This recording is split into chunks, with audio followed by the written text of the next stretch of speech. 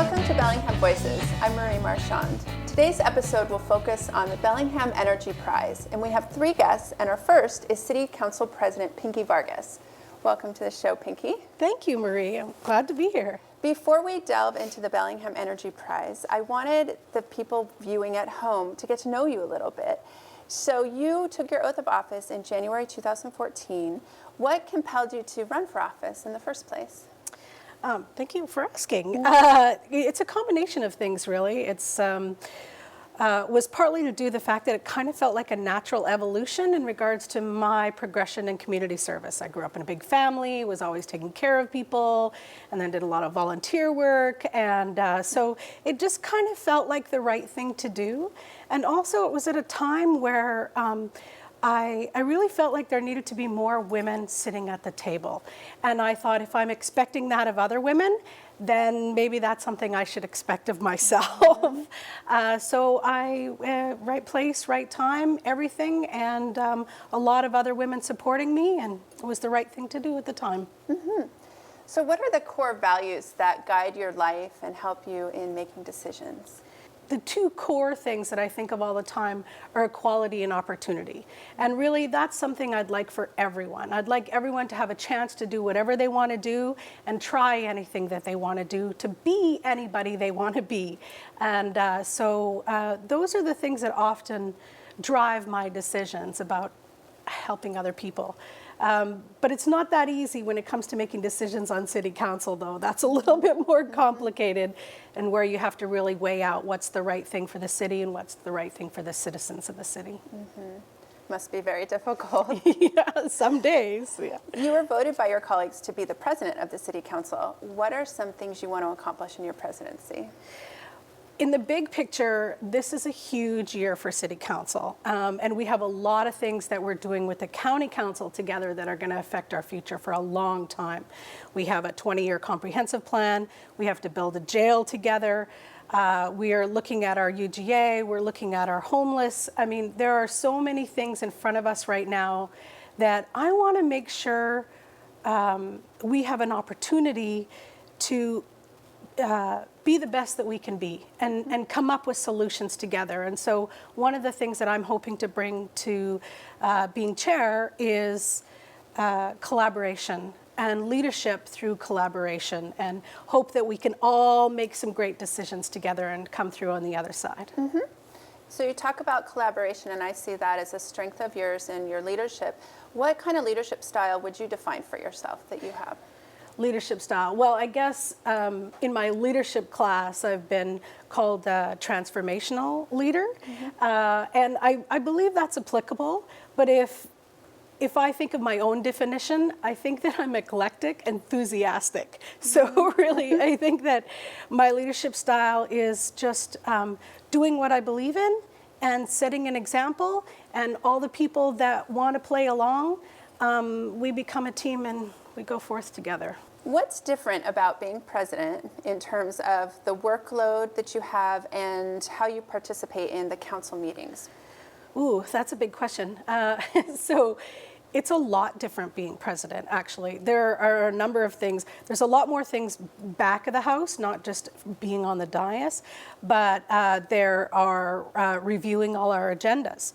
There is signing all the expense reports, and then there's managing the staff of the city council. So all of that comes with president. So I'm here at city council a lot more often than I used to be. Mm-hmm. And then there's the other side of the house, which is the front part that people see, and that's being on the dais. And that has a lot of complications and challenges as well, because you have to be really prepared. So because you have to read out most of the agenda throughout the night. Mm-hmm. So I often read it the night before and kind of make sure I'm familiar with it, because once you're on the dais, you have to be paying attention to all the city council members that are on either side of you to make sure that you're catching in order who asked what and making sure that everyone has an opportunity to get their questions out. Mm-hmm. And then you also have to be paying attention enough to kind of jot notes and summarize what's happening so that you can explain it back and reiterate it. So being the president is like It's exciting and intense, but it's also a little nerve-wracking because I'm always worried. Oh, I hope I don't make a mistake. There's so much to remember, but it's really awesome. But it's definitely more work to the job as being president. One of the projects that you brought to Bellingham is the Georgetown University Energy Prize, and now it's known as the Bellingham Energy Prize. Can you tell us about that, please?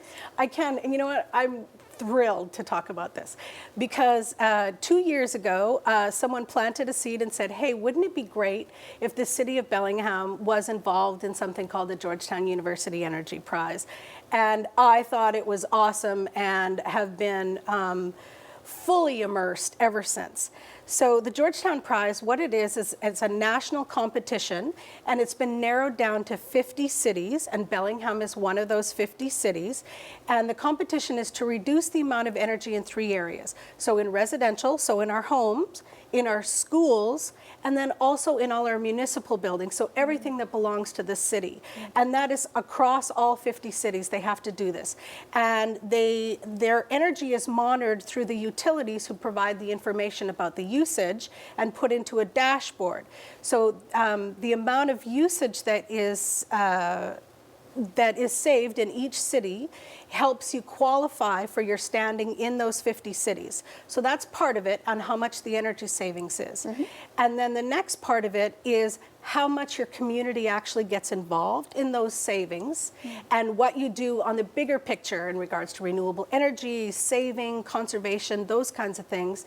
And then also, is it replicable? So the whole point of the Georgetown Prize is to be an example that others can follow. And so we're kind of making a recipe, which is what we hope we're doing a great job in Bellingham. Now, the winner of the prize gets $5 million to put back into their city to do things around energy efficiency. And that as well is exciting because there's a lot of things we'd like to do, but we don't have a lot of money to pay for them. And I'm going to also talk about why the prize is important. So often people say, oh, I know about energy efficiency, and they think they have a grasp on it.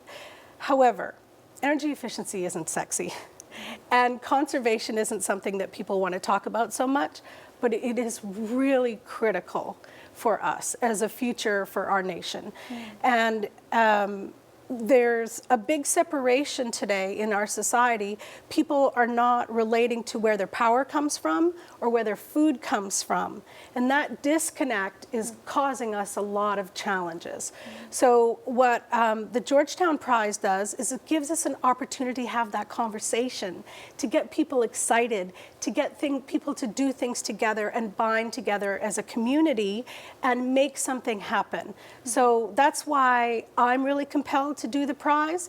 Yes, it'd be wonderful if we won $5 million and we could put lots of solar panels and electric vehicles and maybe electric bikes in our city that people could, rent and move around. I mean, there's lots of really great things that we can do, but being an example and showing other people how to do it is the most exciting part for me. That sounds very, very exciting. And I know that Mark Gardner has been a big part of pulling this together as a staff person for the City Council, He's been awesome. He's been really great. Well, we have 2 guests next that are going to join us and talk more about the Georgetown Prize. But before we close, there's something I ask everybody, and I just wanted to ask you what your favorite thing to do is in Bellingham. My favorite thing to do is to walk in the parks. I love our parks. There are so many, and I just feel really, really lucky that we have them. Well, thank you for your time today, Pinky. Thanks, Marie. And we'll be back after these messages. Please stay tuned.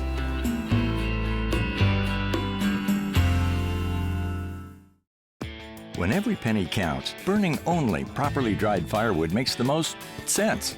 How can you tell if your wood is ready to burn? Look for cracks on the ends or knock 2 pieces together. You should hear a hollow crack sound. Wood can take from 9 to 12 months to dry, so plan ahead. Wood moisture meters can be purchased at local stove shops. For more tips, visit burndryfirewood.org. A message from the Northwest Clean Air Agency.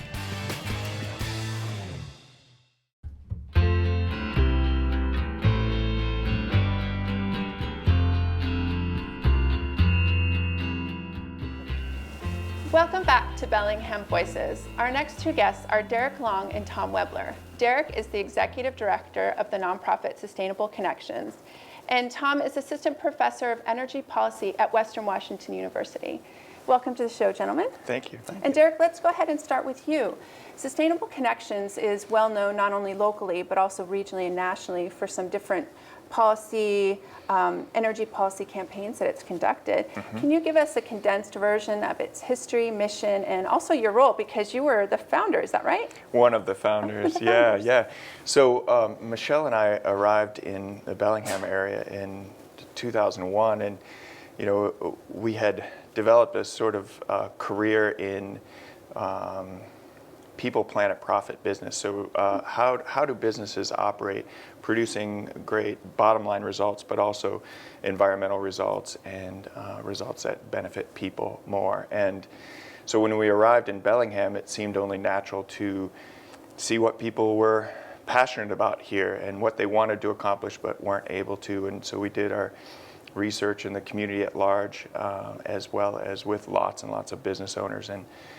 And we formed a small steering committee based on the great people that we met here in town, and developed this vision of, we want a thriving, collaborative community.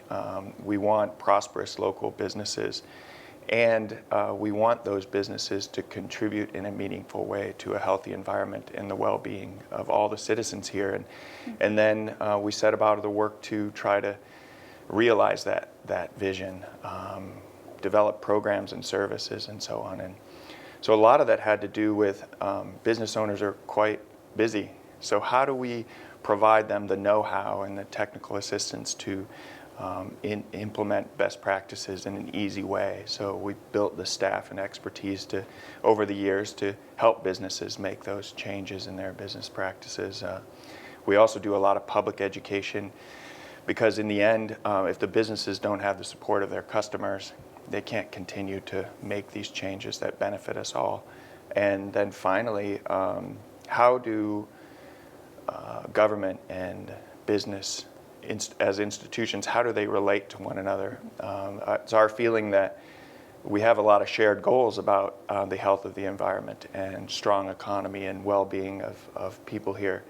How do we get government and business working better together to, realize those shared goals?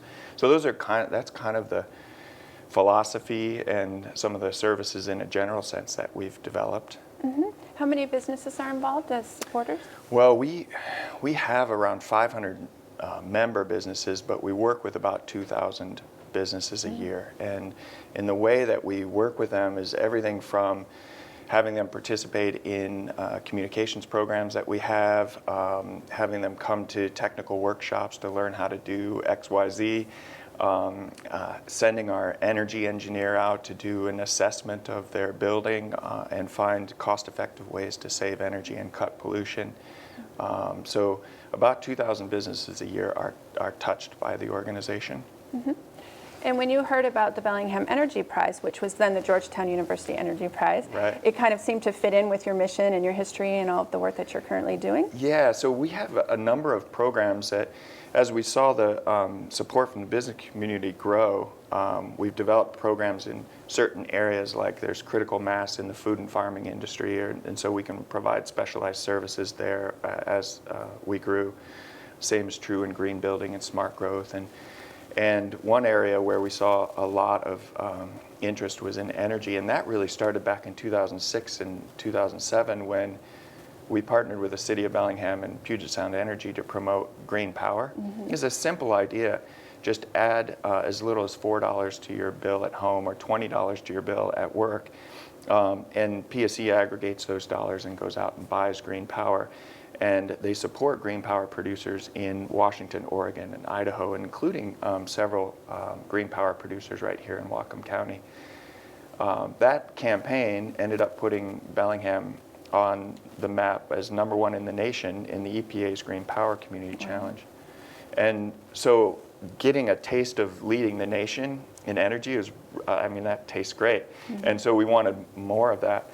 PSE and the businesses we work with said, please help us save energy as well.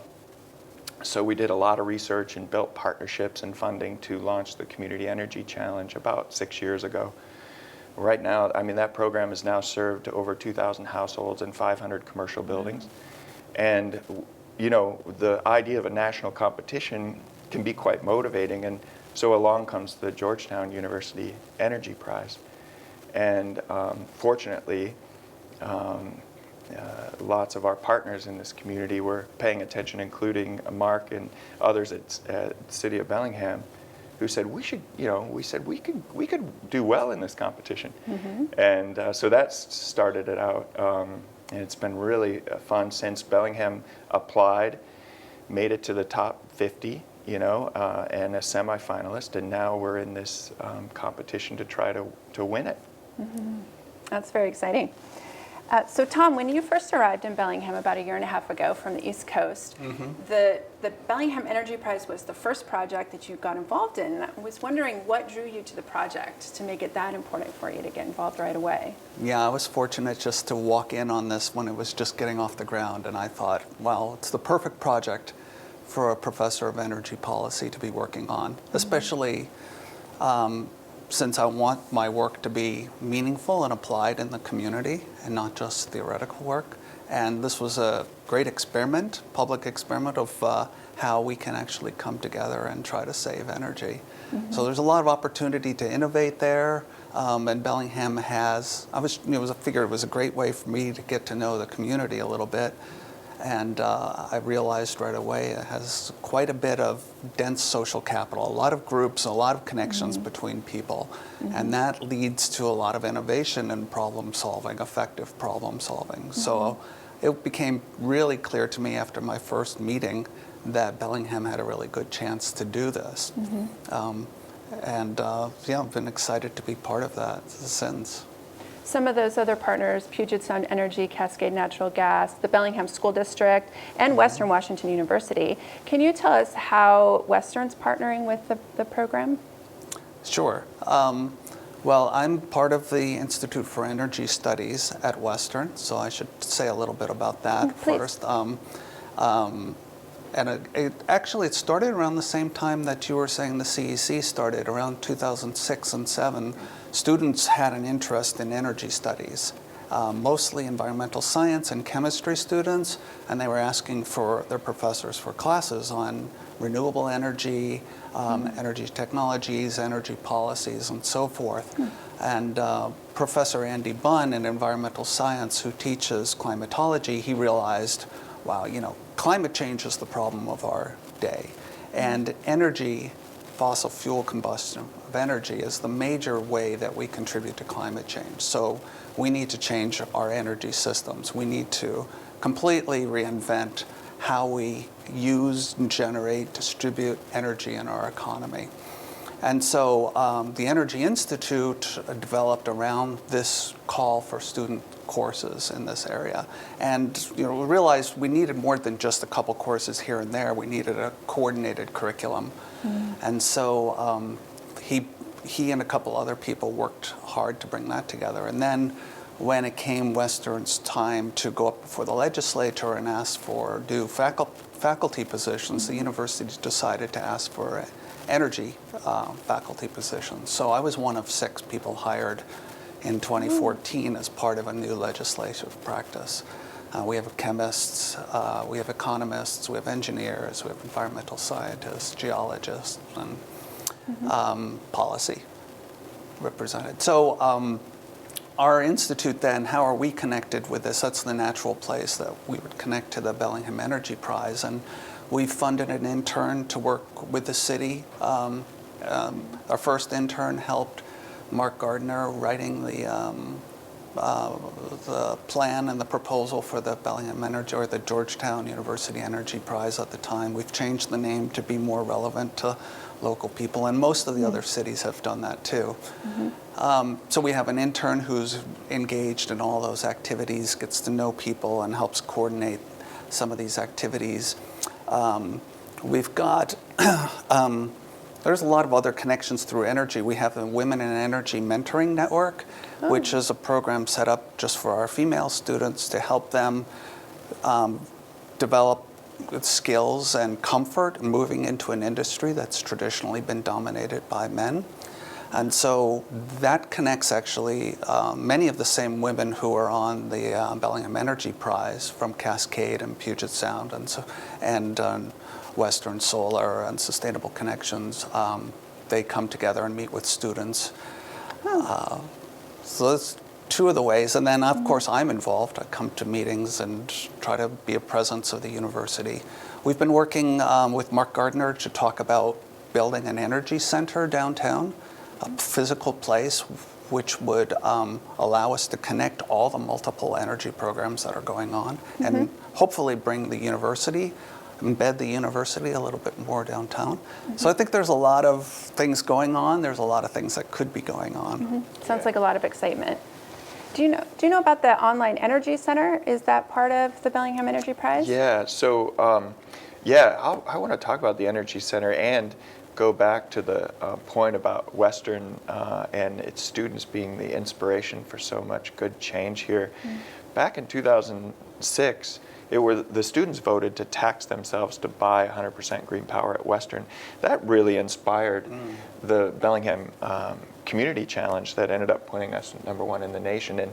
And I'll support your comments 100%. And just the other night, I came into the office late, and there was a table of 12 Western students all brushing up on the Bellingham Energy Prize because they're going to be our sort of core volunteer network to get out in community events and so on and educate people about how important it is we do well in this competition. And so I'm constantly, and our youngest and very sharp member of the Community Energy Challenge team is a Western student, a senior, and due to graduate in December. So just a great source of inspiration. But back to the Energy Center,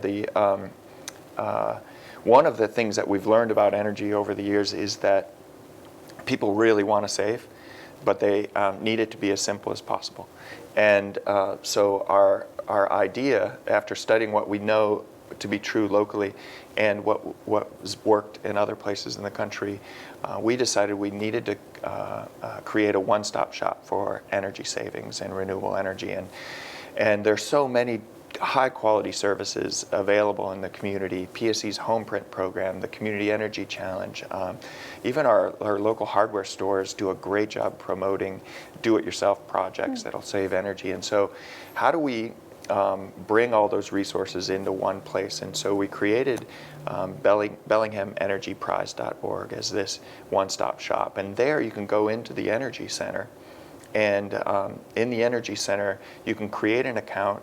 You can tie in your Cascade natural gas bill and your Puget Sound energy bill into one place so that every time you go in there, you get this current data on your energy use.